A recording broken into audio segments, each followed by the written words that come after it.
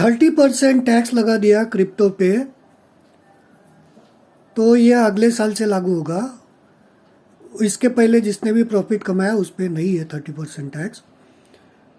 ये लोग सारे इंडियन एक्सचेंजेस में क्या सर्कुलर भेजेंगे कि सब लोग जो ट्रेडिंग करते हैं क्रिप्टो में उनका इन्फॉर्मेशन दो, और उनका इन्फॉर्मेशन कलेक्ट करके बाद में टैक्स लगाएगी। लेकिन फॉरेन कंट्रीज़ का एक्सचेंज में जो रजिस्टर करता है उसके साथ कैसे करेंगे?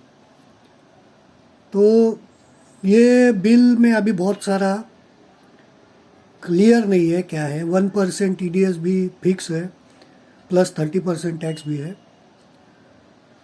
मैं एक देशभक्त हूँ और 30% टैक्स देने में क्या दिक्कत है, तो दो 30% टैक्स। लेकिन अगर कोई फॉरेन के एक्सचेंज से ट्रेडिंग करता रहेगा तो उसको जो प्रॉफिट हुएला है, सपोज किसी ने बाइनेंस से पैसा निकाला, तो उसको कैसे ये लोग टैक्स करेंगे? क्योंकि बाइनेंस अगर कंप्लाई नहीं करता है सरकार के साथ, फिर कैसे इन्फोर्स होगा? एक्चुअली ये सिचुएशन इवॉल्व होगा। ये लोग सारे एक्सचेंजेस को बोलेंगे, बाइनेंस को, और ये जो बड़े एक्सचेंजेस हैं बेसिकली कंप्लाई करते हैं सरकार के साथ। इंडिया के सरकार ने अगर बाइनेंस को बोला कि जो भी इंडियन सिटीज़न तुम्हारे इधर ट्रेड करता है उसका डेटा दो, तो देंगे, क्योंकि कोई भी कंपनी सरकार के साथ नडिंग नहीं करता है।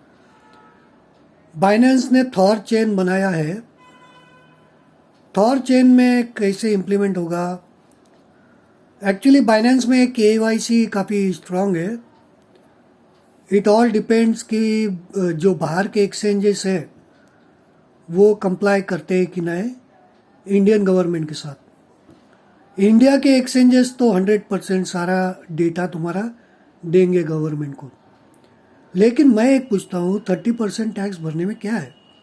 देशभक्त हो तो 30% टैक्स भरो, और मेरे हिसाब से भरना चाहिए लोगों ने।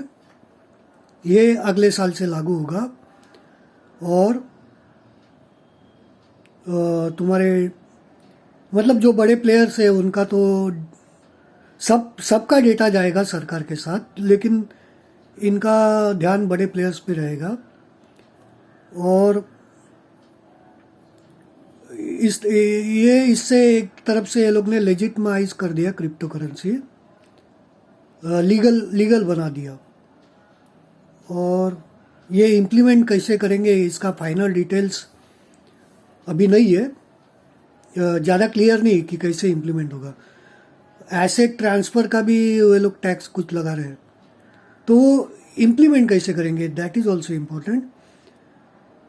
चलो एक साल निकल जाएगा, बट डोंट फॉरगेट कि